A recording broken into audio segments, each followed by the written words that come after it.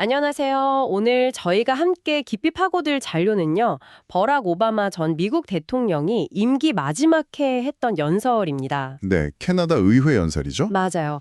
시기적으로 보면 그 영국이 유럽연합 탈퇴, 그러니까 브렉시트 투표를 결정한 바로 직후였어요. 상당히 좀 혼란스러운 시기였죠. 그렇죠. 그런 격변의 시기에 나온 메시지라서 더 주목할 만합니다. 그래서 오늘 이 연설을 통해서 오바마 대통령이 생각했던 미국과 캐나다의 특별한 관계, 그리고 또 그 당시 세계가 직면했던 여러 도전 과제들, 이런 것들에 대한 그의 생각을 좀 자세히 들여다보려고 합니다. 네, 당신에게 가장 중요한 통찰은 무엇일지 저희와 함께 찾아보시죠. 좋습니다. 이 연설은 그냥 외교적인 말을 넘어서서요. 두 나라가 어떤 가치를 공유하고 있고 또 앞으로 어떤 방향으로 나아가야 하는지에 대한 오바마 당시 대통령의 철학 같은 걸 엿볼 수 있는 중요한 자료라고 생각해요. 네. 시작부터 좀 흥미로운 게 오바마 대통령이 캐나다가 본인의 첫 해외 순방지였다. 아, 맞아요. 그런 개인적인 언급들. 네.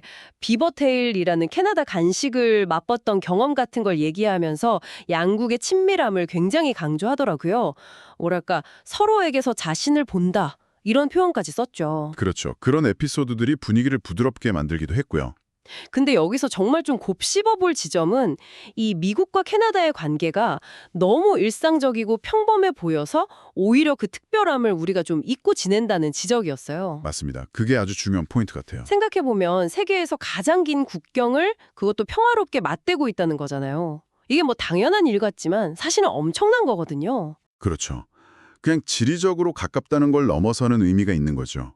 오바마 대통령이 강조했던 것도 바로 그 지점, 그냥 공유된 가치였습니다. 아, 가치요? 네, 마틴 루터 킹 주니어 목사가 과거의 캐나다를 그 흑인 노예들이 자유를 찾아 향하던 북극성에 비유했던 역사를 언급해요. 네, 기억납니다. 그러면서 다원주의, 또 관용, 법치주의, 개방성 같은 이런 가치들이야말로 양국 관계의 정말 단단한 기반이라고 분명히 이야기합니다.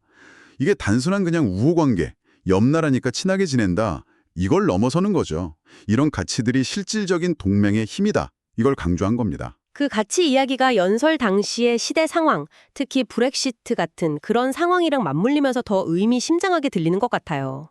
불확실성이 굉장히 커지던 때였으니까요. 맞아요. 그래서 오바마 대통령이 세계화나 기술 변화가 가져온 어떤 불평등 문제, 또 그로 인한 사람들의 불안감, 이런 걸 외면하지 않고 정면으로 다룹니다. 그냥 뭐 경제 성장률이 몇 퍼센트 올랐다, 주가가 어떻다 이런 숫자만 봐서는 안 된다는 거죠. 그렇죠. 실제 사람들의 삶에 어떤 영향을 미치는지를 봐야 한다는 메시지였어요. 그러면서도 그렇다고 해서 보호무역주의나 고립주의로 돌아가는 건 해결책이 될 수 없다고 아주 단호하게 선을 긋습니다. 심지어 효과가 없을 것입니다. It will not work. 이렇게 직접적으로 표현하기까지 했어요. 네, 아주 단호했죠. 대신에 노동자든 기업이든 모두에게 좀 이익이 되도록 국제적인 규칙을 함께 만들어 나가는 그런 적극적인 참여를 해야 한다고 주장을 하죠. 그 구체적인 예시로 들었던 게 바로 TPP, 환태평양 경제 동반자 협정이었고요. 바로 그 지점이 중요하다고 봅니다. 그러니까 경제적인 불안이나 사회적인 분열에 어떻게 대처할 거냐, 이 질문에 대한 오바마의 대답은 크게 두 가지 방향이었던 거죠. 두 가지 방향이요? 네, 안으로는, 그러니까 국내적으로는 모든 사람에게 기회가 주어지는 포용적 성장을 추구해야 하고, 밖으로는 고립이 아니라 적극적으로 관여해서 국제 질서를 만들어가야 한다는 겁니다. 아, 안과 밖을 나눠서 생각했군요. 그렇죠. 당시 스물스물 피어오르던 그런 고립주의적인 분위기에 대한 아주 분명한 반대 메시지였다고 볼 수 있어요. 그리고 덧붙여서 나토 동맹의 중요성도 다시 한번 강조하면서 캐나다를 향해서는 세계는 더 많은 캐나다를 필요로 한다. The world needs more Canada. 이런 말도 했죠. 세계는 더 많은 캐나다를 필요로 한다? 이게 그냥 칭찬처럼 들릴 수도 있지만 단순한 칭찬 이상이죠. 국제사회에서 캐나다가 가진 어떤 역량이나 책임감, 이런 것에 대한 기대를 보여주는 발언이었다고 생각해요. 더 적극적인 역할을 해달라는 요청인 셈이죠. 경제 문제 외에도 인류 전체가 같이 고민해야 할 문제들에 대한 호소도 이어졌죠.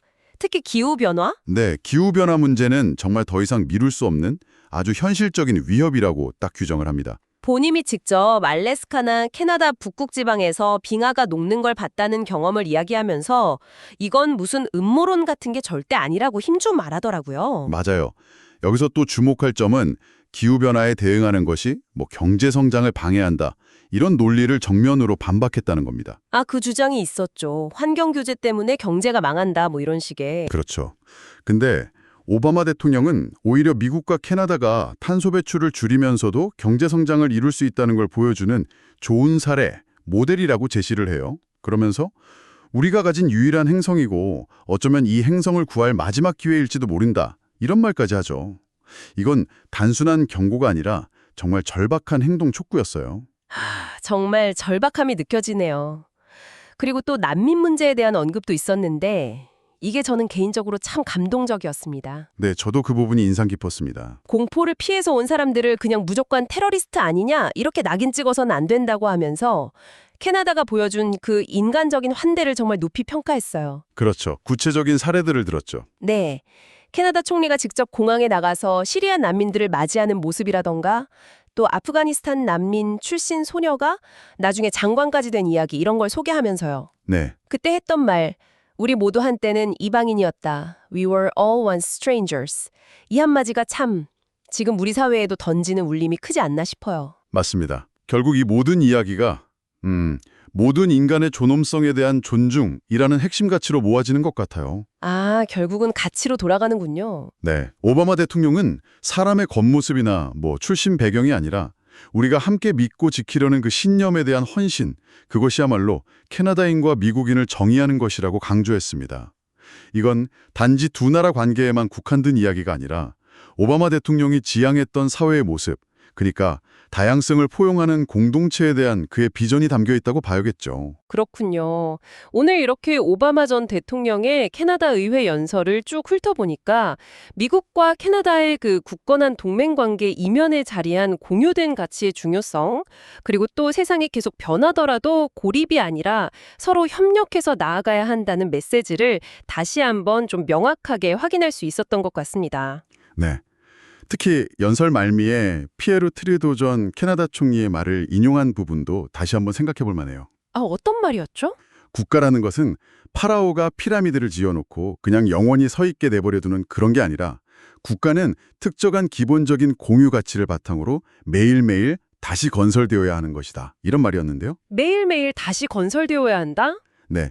이 말처럼 우리가 중요하다고 여기는 가치나 동맹관계라는 것이 그냥 저절로 유지되는 게 아니라 정말 끊임없는 노력과 관심으로 계속 지켜나가야 한다는 의미겠죠. 그러네요.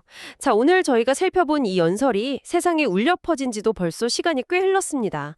오바마 대통령이 그토록 강조했던 협력의 정신, 또 함께 공유하는 가치들, 그리고 세계를 새롭게 건설할 기회라는 그의 외침이 지금 이 시대를 살아가는 당신에게는 과연 어떤 의미로 다가오는지 잠시 시간을 내서 생각해 보시는 건 어떨까요?